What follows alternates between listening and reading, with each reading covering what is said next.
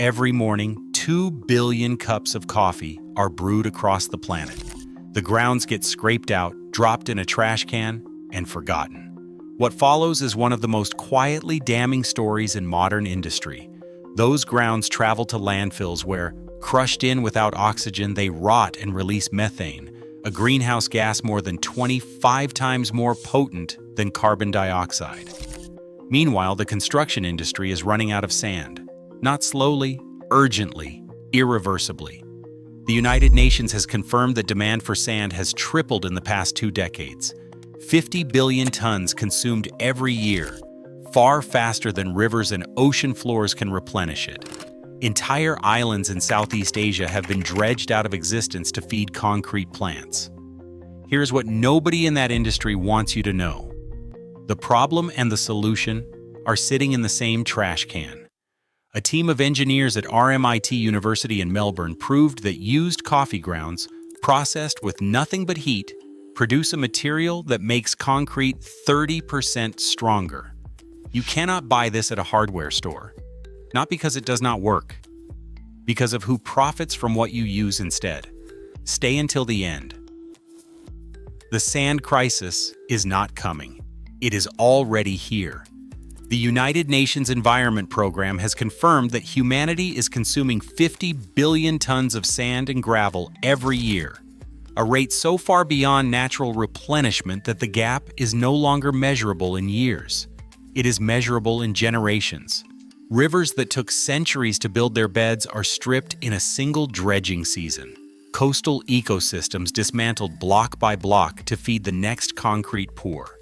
In Indonesia, more than 24 small islands have disappeared entirely since 1990. Not flooded, excavated, removed from the map to supply construction markets in Singapore and Malaysia. The concrete industry is the second largest consumer of natural resources on Earth after water. And the raw material at the center of that consumption is not renewable on any human timescale. A riverbed takes centuries to rebuild what one extraction operation removes in a week. The industry's response to that fact has been consistent and simple. Dig faster, go deeper, move to more remote sites. No major construction standard anywhere in the world has mandated a reduction in sand use. The material holding up every building on your street is running out, and the industry selling it has no interest in telling you what could replace it. The study was published in the Journal of Cleaner Production. Peer-reviewed. Not a press release, not a startup pitch, not a sponsored white paper.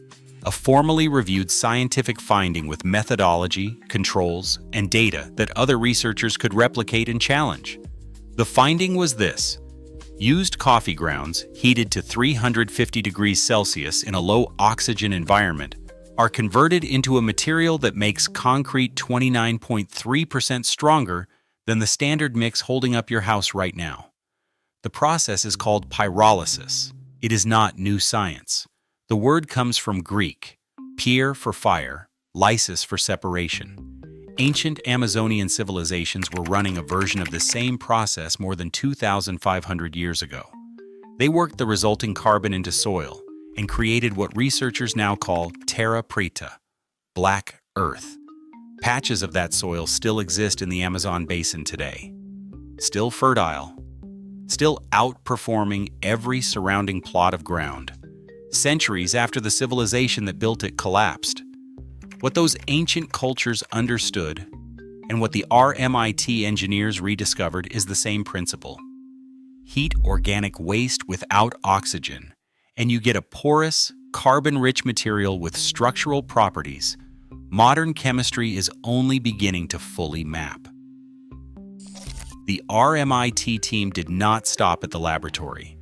They ran a field trial, real road construction, coffee biochar poured into actual concrete at an actual project site in Australia. The data held under real infrastructure conditions. That study has been cited in engineering press, covered briefly in news cycles, and then quietly allowed to fade.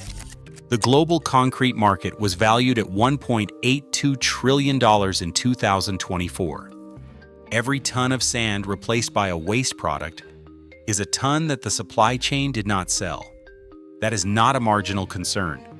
That is an existential threat to a revenue model built entirely on sand being irreplaceable. Understanding why this works is what separates you from the person who hears about it and dismisses it as fringe. Standard concrete does not fail randomly. It fails at specific points, and those points are predictable. Sand particles are dense and smooth. When moisture penetrates the concrete matrix, it undermines the bond between those smooth particles and the cement paste surrounding them. That is where cracking begins. That is where structural integrity starts its slow collapse. Coffee biochar changes this dynamic at the molecular level. Its surface is not smooth. It is porous, riddled with microscopic channels carved out during the pyrolysis process.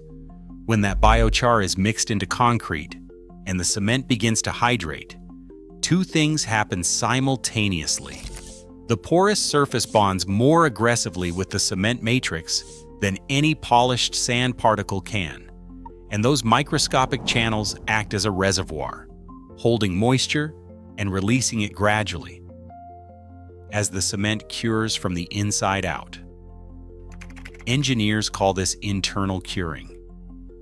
It strengthens the cement matrix during the most critical phase of its formation, the period when it is setting and most vulnerable to shrinkage and cracking.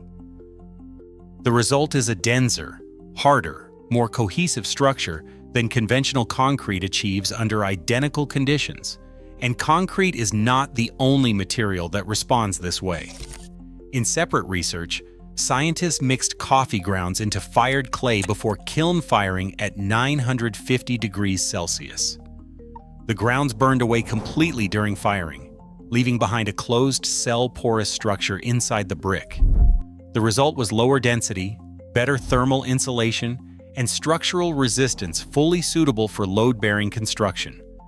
3 to 5% coffee grounds by weight produce the optimal balance. Two completely different building materials, two completely different applications, both measurably improved by the same waste product currently sitting in your trash. This is the part that should make you feel something, because the method is not exotic. It does not require a factory, a permit, an engineering degree, or a supply chain. It requires a metal container, a heat source, and spent coffee grounds. Start with the grounds themselves. Moisture is the enemy of clean pyrolysis, so the first step is drying. Spread your spent grounds on a baking tray and place them in a conventional oven at the lowest available temperature for several hours until they crumble completely at the touch. Then comes the conversion. Seal those dried grounds inside a lidded metal container. A cast iron Dutch oven with a foil-sealed lid works. A sealed stainless steel canister works. Take it outside. A fire pit or a propane burner, not an indoor kitchen. Apply sustained, even heat for 60 to 90 minutes. You are not trying to burn the grounds. You are driving a controlled thermal breakdown without combustion. You will know the process is working when gases begin venting from small gaps in the seal. Those are the volatile organic compounds escaping. What remains inside is biochar. Porous, carbon black, chemically transformed. Let the container cool completely before opening. Crush the result to a consistent granule size. Then mix it into your concrete at 15 parts biochar to every 85 parts sand by volume. Standard Portland cement, aggregate, and water ratios stay unchanged. The concrete you pour from that mix is structurally superior to anything your contractor will deliver using conventional materials. The research is not hidden. It is published in open access journals, covered in engineering press, and available to any building standards committee that chooses to look. Nobody is suppressing the study. What is happening is quieter than suppression and more effective. The pathway from published research to standard construction practice runs directly through industry standards bodies, material certification processes, and professional procurement chains. Every one of those checkpoints is staffed by people whose careers and companies are built on selling the current version of concrete. The resistance does not announce itself. It operates through inertia, through procurement departments that buy what they have always bought, through certification timelines that stretch years before a new material can be specified on a commercial project, through supply chains optimized entirely for sand, with no existing infrastructure to route spent grounds from coffee shops to processing facilities to concrete plants. That infrastructure does not exist at scale because no one currently in the supply chain profits from building it. A peer-reviewed field trial proving 30% strength improvement has not changed a single mainstream construction product specification. Not one. The global concrete market will reach $2.2 trillion by 2030. Every ton of biochar that replaces sand is a ton. Those contracts did not move. The physics does not care about industry timelines. And neither do you standing in your backyard with a sealed pot and a bag of used grounds. Pre-Columbian Amazonian peoples built soils from organic waste and heat that outlasted their civilization by 2,000 years. No patent, no supply chain, no permit office. The coffee grounds in your filter this morning contain that same chemistry. The process is not beyond what a backyard fire in a sealed pot can achieve. The research is published. The field trial exists. The data held under real infrastructure conditions. A material you throw away every morning has been proven to outperform what a trillion-dollar industry sells you as the only option. The only thing standing between you and that knowledge is the speed at which an industry built on sand is willing to move.